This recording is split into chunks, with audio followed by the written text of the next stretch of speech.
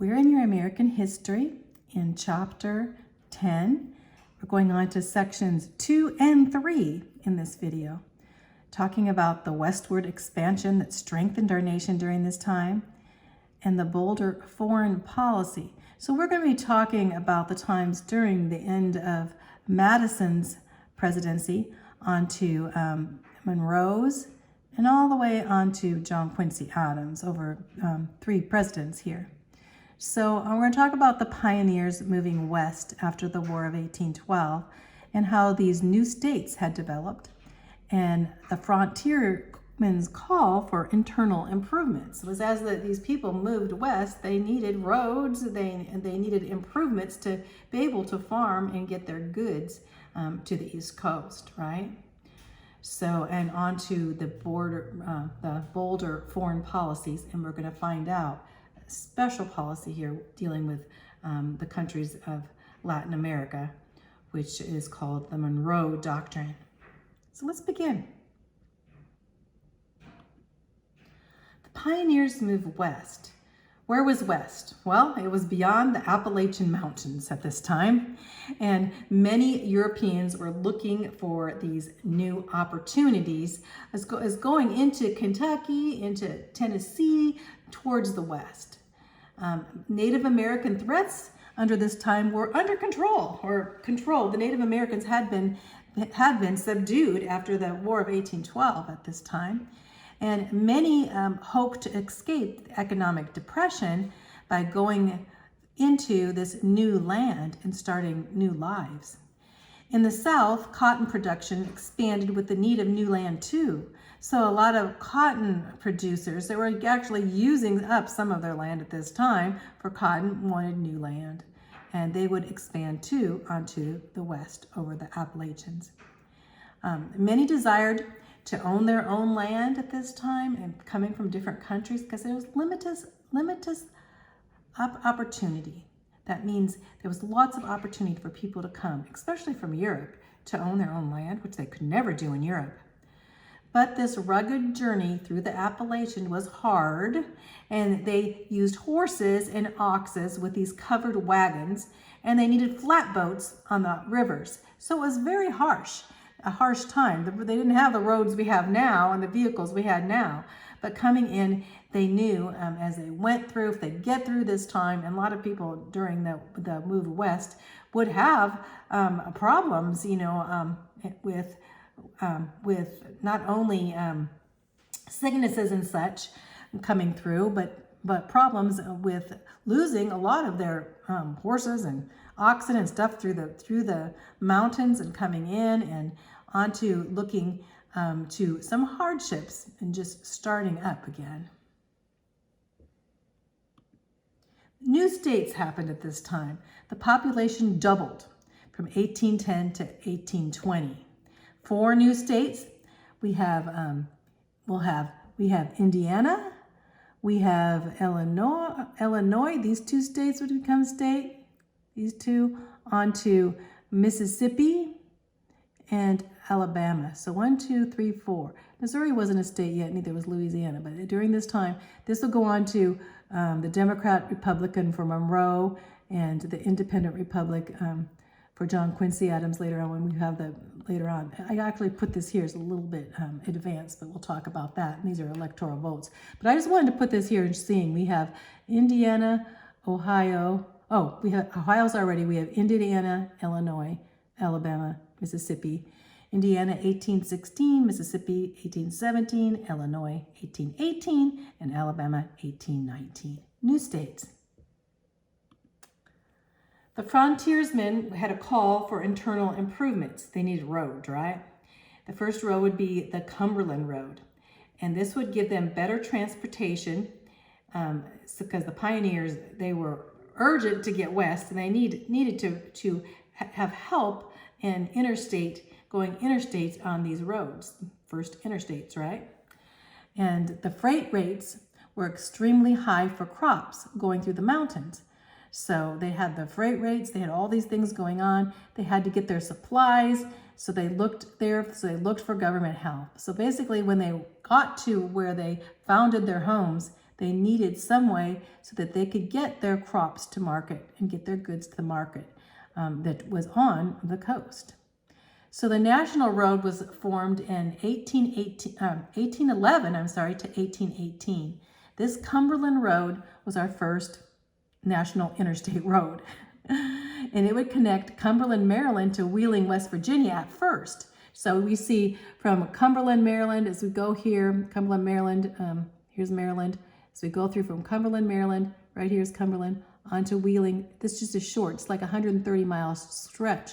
But eventually, it would plow out and go all the way through Ohio, Indiana, all the way over to Vandalia, Illinois. This is quite a long distance for an interstate. Now, at that time, of course, they didn't have automobiles, but they had wagons. And so this would be a way for a lot of the people to get to the western areas and back.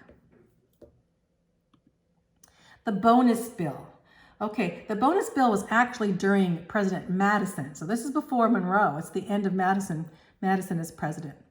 J.C. Calhoun, another, always remember Calhoun. You think I always think Calhoun's like Southern accent. He's from South Carolina. So he proposed this bonus bill, and he wanted to have basically set aside $1.5 million for internal improvements. You know, so basically getting the expansion to the west easily, and actually for cotton expansion for the cotton plantations. And he added this sum and said we can put this whole thing on the dividends for holding the stock in the Second National Bank. Remember, he wasn't for the National Bank at all, but then he thought, well, we can use this in the midst of what we're doing for internal improvements. Actually, it was not that bad of a plan, and the Congress actually passed it, but President Madison vetoed it, saying, no, we do not want to spend this much money at this time. Remember, Madison and Jefferson were more support of less money for the government, right, and government control, thinking the states could take over during this time. And he believed the state basically stated the Constitution did not give this federal money, give the government this right to take over this $1 million for taxes, for people to bring taxes in for internal improvements at this time. So they had basically now, of course, Madison and Calhoun would come against. Calhoun will always be. We'll find him even towards the end of South Carolina wanting to be a separate state. But anyway, so that didn't go through. But we'll see what happens, because we'll see some government activity in the future here with this same type of bill. So the American system in the 1820s.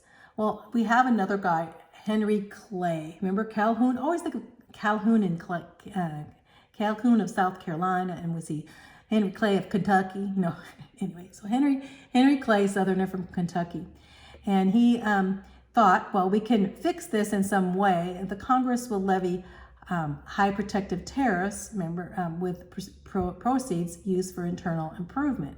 So he thought, we got to do some kind of compromise. So he said, we have these high protective tariffs, and he wasn't really behind that. Of course, the South was getting like, we don't want to pay this high. We have to export our goods and bring in goods. So this is terrible for our states, our southern states, plantation states, agricultural states. So, but he said, well, we can make a compromise and levy this high tariff, but the money that comes in for the tariff to the government would have to go for internal improvements, which mean improvements in the West. Well, the people that were in the West, they liked the idea, because then the government would come in and bring in forth their roads, and they wouldn't have to deal with their roads themselves through interstate commerce there, or through the pioneers coming through on these, through the mountains and such, that the government would help them on these internal transportation problems. So the West was like, yay! The East would benefit, because guess what? The East would get this tariff protection, so the manufacturers would actually be protected and selling their goods from the factories and such. And so this would try to bind the Americans together. And in fact, Clay's idea was pretty good. And basically his motto said, America to be America's best customers. So basically Americans, they're going to be their own best customers through this. And actually, they kind of all like that. So the bolder foreign policy at this time. Okay, this is where we're going to talk about foreigners, foreign countries, right? Foreign policy. And this would improve, first of all, improve our Anglo-American relations. What's Anglo mean? English. Just another way for Anglo-Saxons were English. So it would improve our English relationships with Great Britain, right? So President Monroe was Secretary of State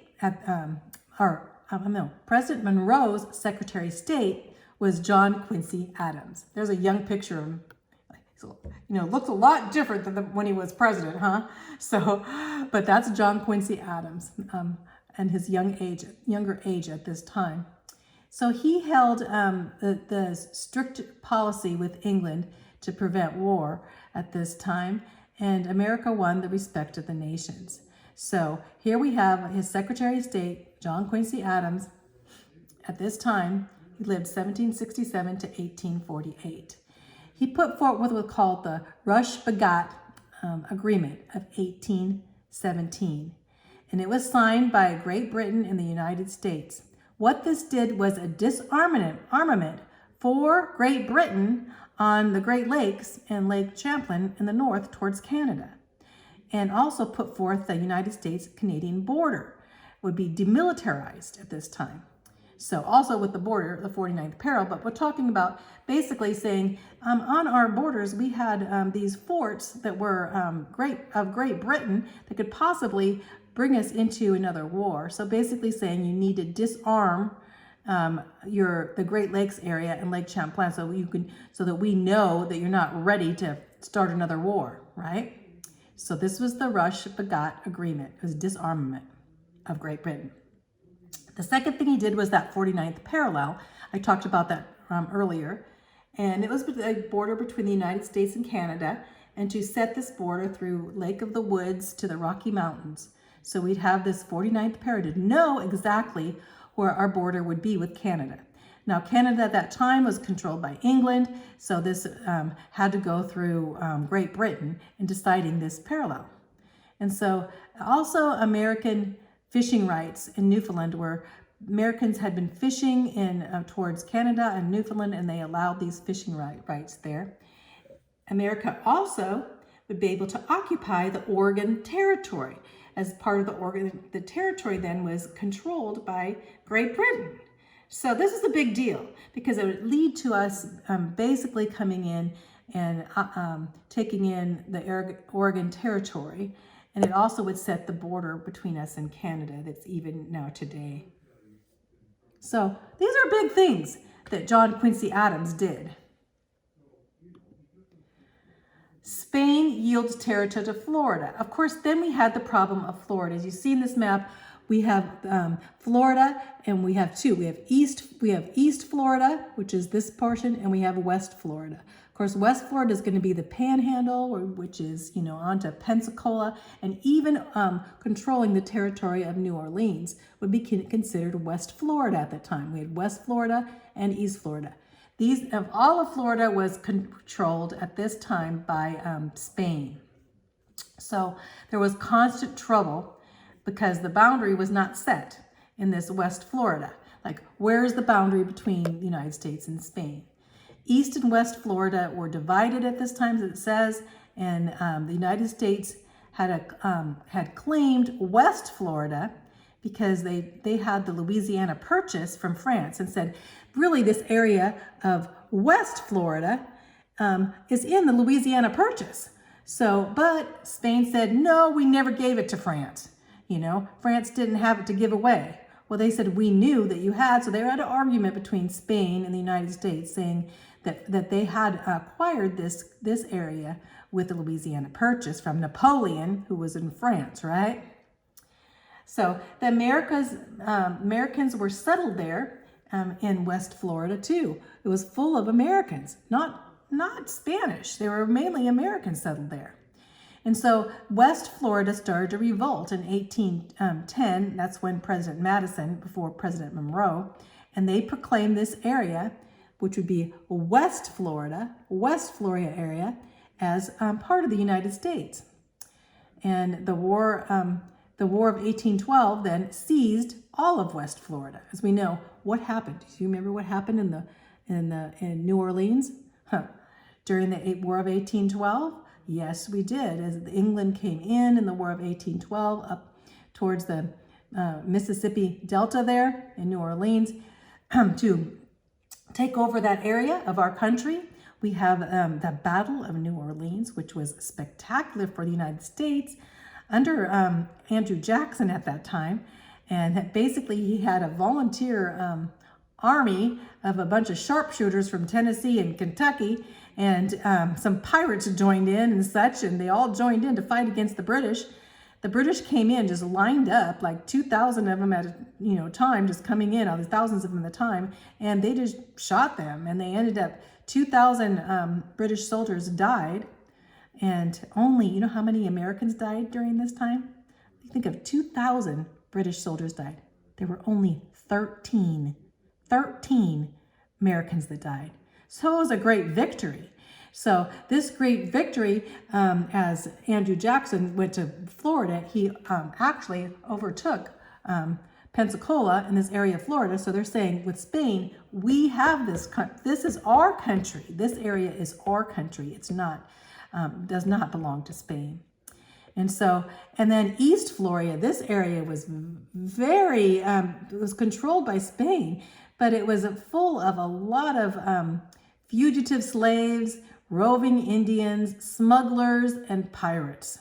That's what Florida was known for. So Spain was not coming in and protecting any Americans in East Florida at all.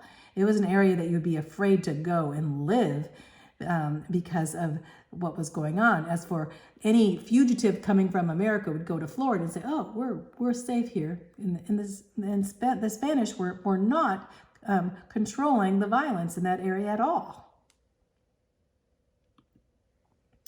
Florida and Andrew Jackson. You know, Florida has the city of Jackson, right? You know, or Jacksonville, I should say. Anyway, Andrew Jackson had wanted to stop the renegades from running down to Florida. First of all, the Native Americans were attacking the settlements in America, and then they would retreat down to Florida. And so he would pursue the Native Americans after they would attack into Florida. He ended up hanging the chiefs with the military tribe and executing those British. See, the British had come in, especially in the War of 1812, and they would incite the Indians to attack American settlements. You know, so he found that they were inciting these natives, and so he executed some of the British there. Well, you know, he also seized the Spanish ports of St. Mark and Pensacola, which they were considered Spanish ports at that time.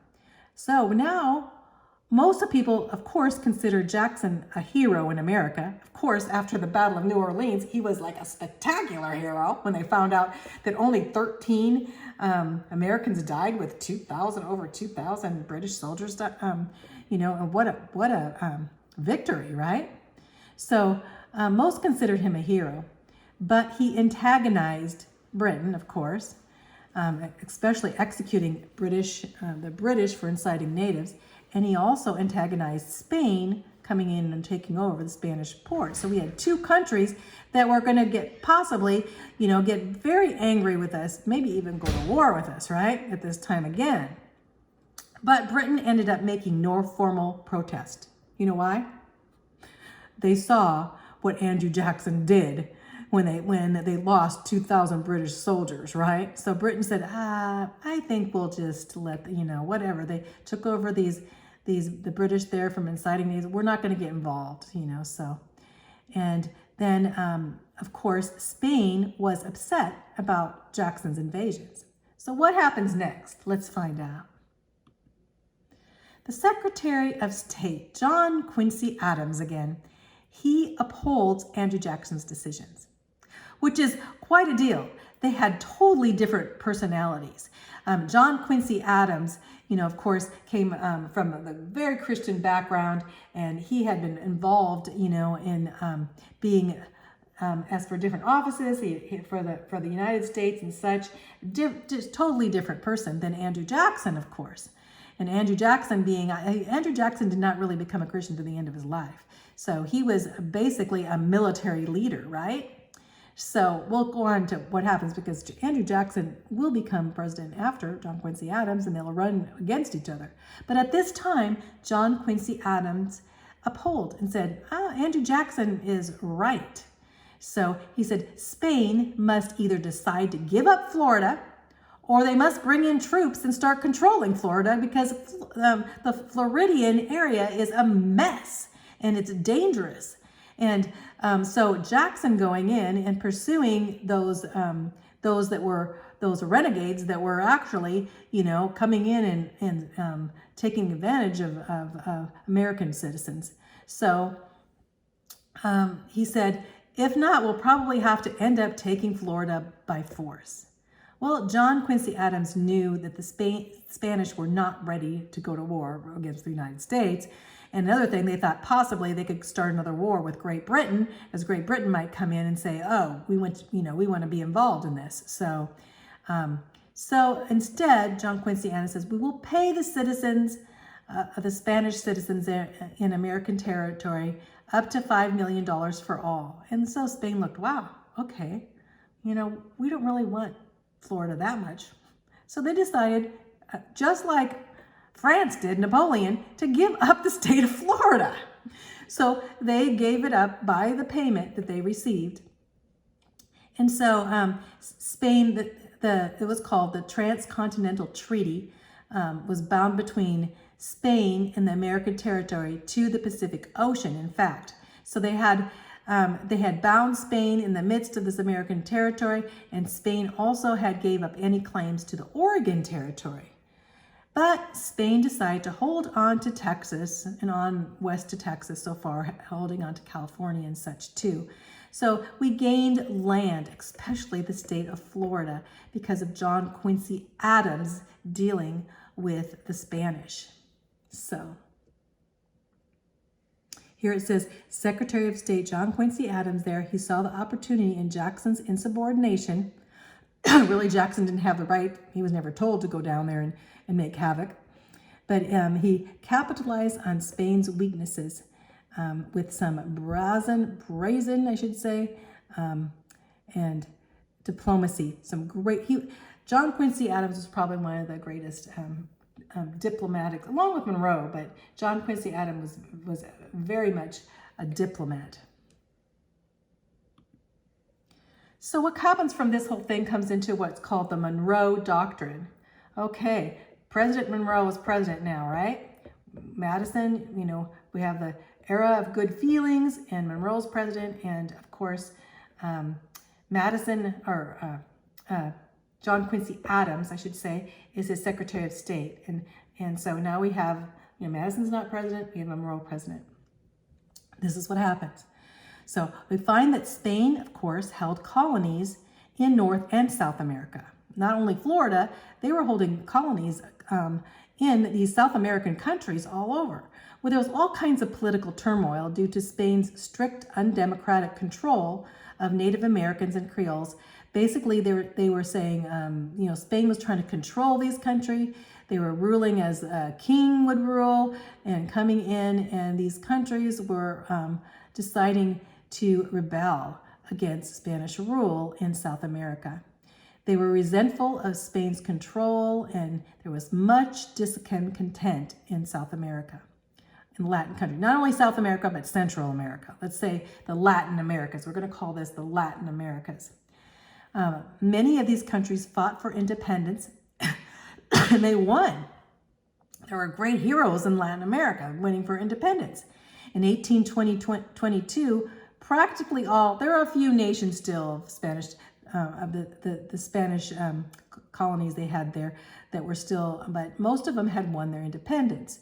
And the United States decided to recognize these countries for their independence, including Simon Bolivar, Miguel Hidalgo, Jose de San Martin. And these guys are pictured here and getting independence. So now, what's happening in South America? European threats come in and they threaten. And Spain, to reconquer this Spanish Empire, they said, we need to go into South America now, and we need help. We need to go in there and bring these colonies back to the Spanish Empire. And so to restrict to so-called rightful owners to the thrones of Europe, which meant that they said that they were the rightful owners, and now they need to go back to the throne of Spain. So Prussia, which would be Germany today, but Prussia, Russia, France, all these vowed to put down the revolution uprising and help Spain and the colonies. So now they're going to bring in these other countries because they're thinking if we would help Spain, we're going to come together, maybe we'll get some improvements and maybe we'll be able to have some of these colonies possibly, right? But the British opposed Spain at this point, which was a big deal because Spain did not want a war with Great Britain. And so France then talked of sending an army to help Spain to gain these colonies back. France then coming in, let's go help Spain. Let's go. We're going to send an army there and we'll conquer these independent countries and bring them back. And maybe we'll end up with some of these countries. And there was gold discovered there and a lot of things, a lot of good things in Central and Latin America here. These countries held a lot of things that the Europeans wanted. So the foreign secretary from Great Britain suggested the British, said to the British, the United States, they came to the United States and said, well, let's work together. We got to prevent all, France and Spain and Russia and these countries coming in. So Great Britain wanted our help to protect these countries, these independent countries from coming back to these empires. But Secretary of State John Quincy Adams, of course, he's a great diplomat, and he rejects, he goes, we're not going to work with Great Britain. Great Britain, we don't want to be hooked up with them in this at all. And so, but he thought, well, Spain was not going to invade, because the Spanish are afraid of Britain getting involved, right? So the British expected the United States would never take the Spanish territory. So they thought, we'll end up getting some of this territory as basically Great Britain had a great empire at this time throughout the world. And so we have Spain and the British fighting over the area of Latin America. And also they wanted to prevent the annexation of Cuba or any territory. Basically, England was saying, you're not going to be able to annex Cuba or any other territory. We're going to sign this and you will not be able to touch any other territory. So John Quincy Adams basically saying through these things, he said that America, we need to act alone and to gain our prestige as a nation alone against all of these European countries from coming in and actually taking over the whole area of America, South America, Central America, and maybe coming close to taking us over. So President Monroe then listened to John Quincy Adams and thought, wow, he's right. So what happened was the Monroe Doctrine. America would not make needless threats to these European nations. This was the doctrine. So basically, America's not going to make threats on the European nations at all, unless the statement of American policy of this Monroe Doctrine, which was two parts, would not go by. So he says, we will do fine if you go by this doctrine that we're setting in, which is called the Monroe Doctrine.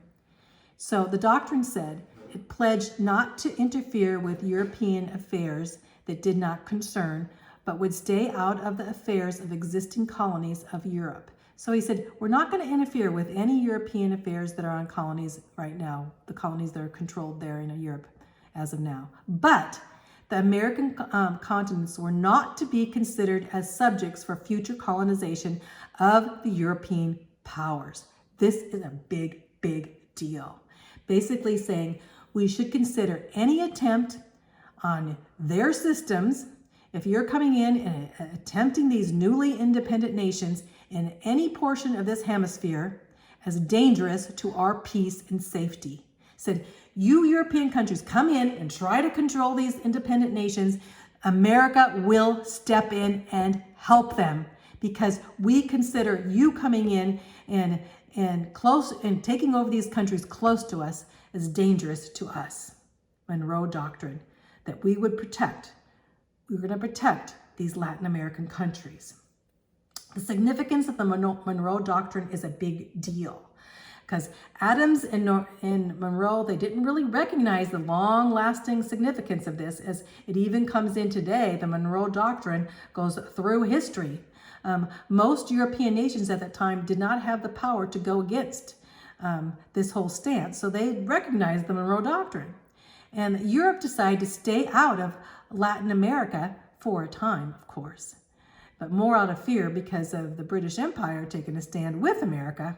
Anyway, in 1824, Russia gave up her claim to the Oregon Territory and settled for the southern border of Alaska. So this is not really Monroe Doctrine here, but as time went in, Russia would give up her claim, and then Madison would have to deal with a new territory coming in with the Oregon Territory. And the real significance of the Monroe Doctrine lie in the future. As the United States became stronger, this doctrine was used and expanded and interpreted over and over. We still have that we will protect. If the European governments are trying to come in and take over, these areas, we will stand up and protect them. You can see this picture later on, how the Monroe Doctrine, even when this is in World War II here, and we have, Germany coming in, and we're saying, Monroe Doctrine, you stay out, you stay out. Anyway, a very significant thing that happened under President Monroe, actually set forth by the future president, which would be John Quincy Adams. Okay, got it? Let's go on.